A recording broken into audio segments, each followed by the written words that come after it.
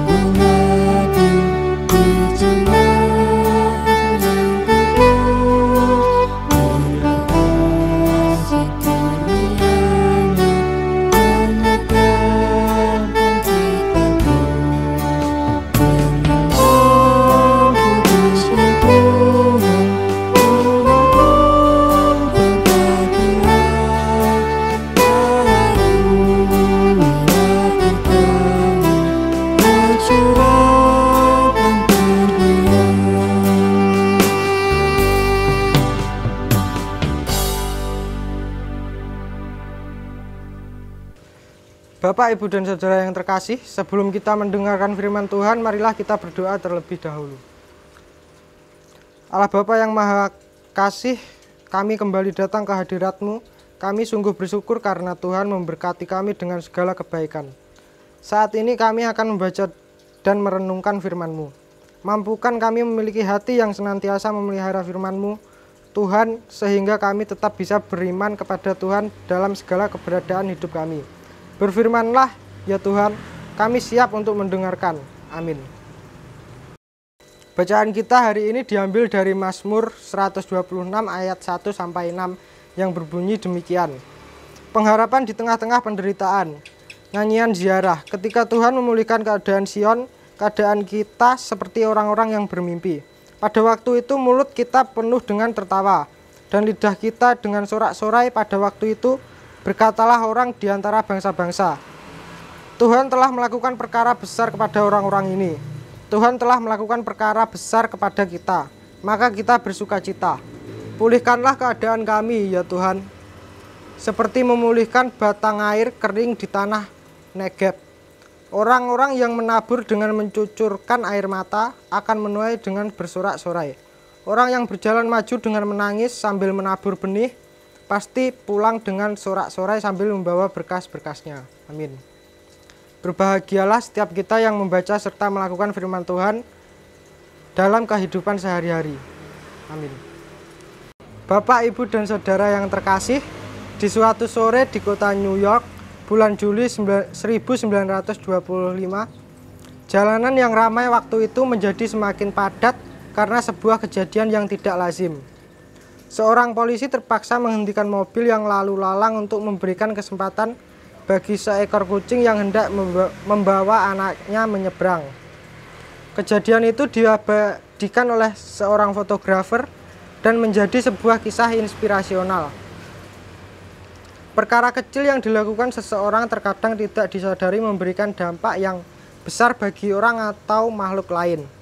Kita seringkali merasa rendah diri karena tidak mempunyai bakat tertentu untuk tampil di depan banyak orang.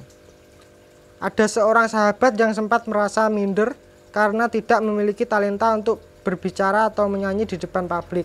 Tetapi ternyata Tuhan memakainya dengan cara lain. Dengan tulisan tangannya, dia menyampaikan sapaan kepada para lanjut usia dan orang-orang sakit untuk memberikan penghiburan dan penguatan. Beberapa orang memang membutuhkan tutur kata atau pujian untuk dapat dikuatkan. Tetapi banyak juga yang hanya butuh pesan singkat melalui tulisan atau sekedar telinga yang dapat mendengar keluh kesah. Kecil namun jika dilakukan dengan tulus bisa menjadi sebuah hal yang berarti bagi orang lain. Kebanyakan orang di dunia terkadang memandang rendah perkara-perkara semacam ini. Ditulisnya Mazmur ini merujuk pada suatu peristiwa pembebasan umat Allah secara besar-besaran dan mengejutkan dari perbudakan dan kesusahan. Kemungkinan besar pada waktu mereka kembali dari Babel, walaupun Babel tidak disebutkan di sini, tidak seperti dalam pasal 137, namun penawanan mereka di sana merupakan penawanan yang paling luar biasa dalam dirinya sendiri maupun karena kembalinya mereka dari penawanan itu merupakan melambangkan dari penebusan kita oleh Kristus. Orang-orang kudus yang menderita menyimpan benih air mata. Mereka turut berbagi dalam malapetaka yang menimpa kehidupan manusia. Dan biasanya mendapat bagian yang lebih banyak daripada orang lain. Tetapi mereka menabur dengan mencucurkan air mata. Mereka melakukan kewajiban yang dituntut dalam keadaan menderita. Dan dengan demikian memenuhi maksud-maksud dari pemeliharaan ilahi yang tengah mereka jalani. Janganlah tangisan menghalang-halangi kita untuk menabur. Apabila kita menderita karena suatu kejahatan, kita harus melakukan kebaikan. Bahkan seperti tanah dipersiapkan oleh hujan bagi tumbuhnya benih. Dan petani kadang-kadang memilih menabur di tanah yang basah. Demikian pula kita harus memanfaatkan saat-saat penderitaan sebagai saat yang mengarahkan kita untuk bertobat, berdoa dan merendahkan diri. Bahkan ada air mata yang memang merupakan benih yang harus kita tabur. Air mata kesedihan atas dosa kita sendiri dan dosa orang lain. Air mata bela rasa terhadap jemaat yang menderita. Dan air mata kelembutan di dalam doa dan dalam mendengarkan firman Allah. Semua ini merupakan benih-benih yang berharga. Seperti benih yang ditabur oleh petani ketika gandum mahal dan ia hanya mempunyai sedikit saja bagi keluarganya. Dan oleh sebab itu ia menangis karena harus melepaskannya. Namun ia menguburnya juga di dalam tanah dengan berharap akan menerimanya lagi dengan keuntungan. Seperti itulah orang baik yang menabur dengan mencucurkan air mata. Mereka akan menuai panen sukacita. Permasalahan yang menimpa orang-orang kudus tidak akan selamanya berlangsung. Tetapi setelah mereka melakukan bagian mereka, semua itu akan berakhir dengan bahagia. Para tawanan di Babel sudah lama menabur dengan mencucurkan air mata, tetapi pada akhirnya dibawa keluar dengan sukacita, dan kemudian menuai keuntungan dari kesabaran mereka, dan membawa serta berkas-berkas gandum mereka ke negeri mereka sendiri. Dalam pengalaman-pengalaman akan kebaikan Allah terhadap mereka, orang-orang yang menabur dengan mencucurkan air mata duka cita yang saleh akan menuai dengan sukacita, pengampunan yang pasti dan kedamaian yang teguh. Barang siapa menabur dalam roh, dalam lembah air mata ini, ia akan menuai hidup yang kekal dan dari roh itu. Dan hal itu akan menjadi panen sukacita yang sebenar-benarnya. Berbahagialah orang yang berduka cita, karena selamanya mereka akan dihibur. Setelah menghadapi pergumulan panjang, Tuhan memulihkan keadaan. Kemungkinan saat itu Tuhan membawa mereka keluar dari pembuangan di Babel. Mimpi menjadi kenyataan. Mereka keluar dari pengalaman pahit. Hati mereka diliputi sukacita dan sorak kegirangan. Ingatan yang kuat akan pertolongan Tuhan di masa lampau mendorong mereka untuk kembali melanjutkan iman percaya kepada Tuhan. Melalui pengharapan itu pula, umat menemukan jaminan akan kebebasan dan keselamatan mereka. Allah tidak pernah pasif atau tinggal diam melihat umatnya menderita. Seringkali sebelum umat berseru memohon belas kasihan, penyertaan dan pertolongan telah dinyatakannya secara ajaib. Kapan dan bagaimana Allah bertindak tidak semata-mata tergantung pada permohonan dan kebutuhan manusia. Karena Ia tahu saat dan cara yang tepat menyatakan pertolongannya. Tetaplah berdoa dan berhentilah untuk mengatur saat dan cara Allah bekerja. Karena Ia tahu yang terbaik bagi kita. Bapak, Ibu, dan Saudara yang terkasih, Raja Daud melalui Mazmurnya mengingatkan orang-orang yang menabur dengan mencucurkan air mata akan menuai dengan bersorak-sorai. Tuhan berfirman dengan kita untuk saling melayani untuk satu dengan yang lain, dengan talenta yang Tuhan berikan kepada kita. Tuhan memberikan kemampuan yang berbeda satu sama lain untuk saling melengkapi. Bukan besar atau perkara yang bisa dilakukan, namun kepedulian, ketulusan, dan kesetiaan yang akan memberikan dampak yang lebih positif. Sebagai satu tubuh, marilah menjalankan peran kita masing-masing untuk satu tujuan. Menyatakan kasih Tuhan. Justru dengan kepedulian dan ketulusan yang dilakukan dengan setia, sebuah perkara besar dapat diwujudkan, yaitu kerajaan Tuhan dinyatakan di dalam dunia. Amin. Bapak, Ibu, dan Saudara yang terkasih, marilah kita mengumpulkan persembahan diiringi dengan kidung jemaat 291 bait 1 sampai 3. Mari bersyukur semua.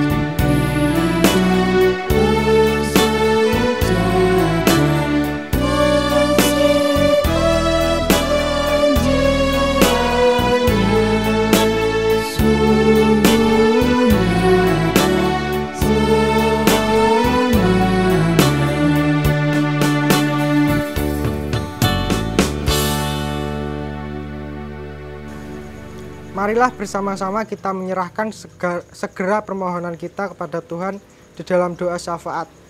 Marilah kita berdoa. Allah Bapa yang penuh kasih, kami kembali datang ke hadirat-Mu dalam doa.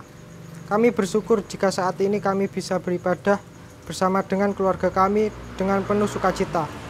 Mampukanlah kami dapat berproses dalam iman kami melalui setiap peristiwa yang terjadi, sehingga kami dimampukan untuk mengerti karya-Mu yang terbaik di hidup kami. Setiap persoalan hidup yang kami alami bersama dengan keluarga, semoga Tuhan memampukan kami untuk menyelesaikannya. Berikanlah kami kekuatan, kesehatan, dan juga kemampuan untuk dapat bekerja dan melayani dengan sungguh-sungguh. Untuk saudara kami yang sakit, Tuhan menyembuhkan mereka.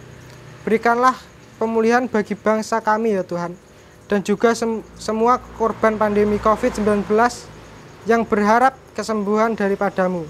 Berkatilah kami semuanya, dan jauhkanlah kami daripada yang jahat. Kami bersyukur menyerahkan persembahan kami pada hari ini. Terimalah dengan sukacita ya Tuhan, karena hanya Engkaulah yang layak kami sembah. Di dalam nama Tuhan Yesus kami berdoa, amin. Marilah kita mengakhiri ibadah ini dengan bernyanyi dari Kidung Jemaat 406 bait 1 dan 2. Ya Tuhan, bimbing aku.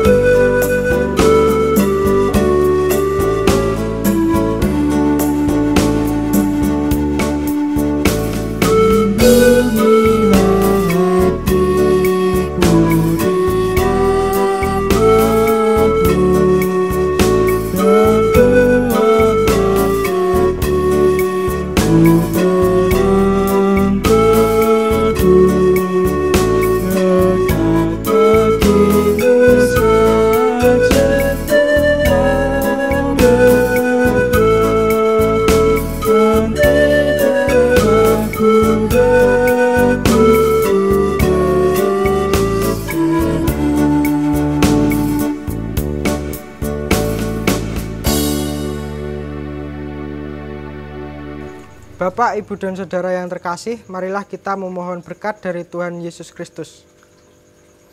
Tuhan memberkati kita dan melindungi kita. Tuhan menyinari kita dengan wajah-Nya dan memberi kita kasih karunia. Tuhan menghadapkan wajah-Nya kepada kita dan memberi kita damai sejahtera, kini dan selamanya. Amin. Demikian ibadah keluarga kita pada hari ini. Kiranya Tuhan Yesus Kristus menyertai kita selama-lamanya.